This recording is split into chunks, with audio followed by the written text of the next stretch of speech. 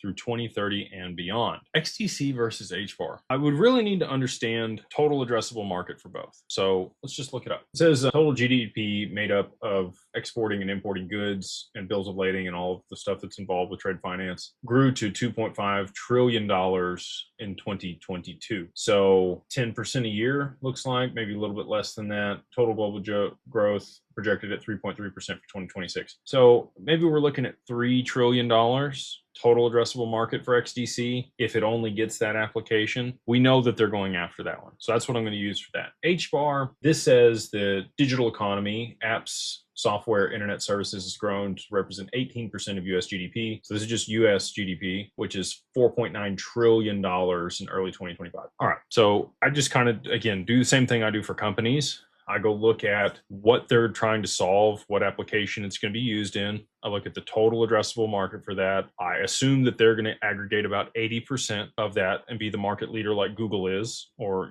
Pareto principle. So let's say XDC ends up with $2.5 trillion moving over the network.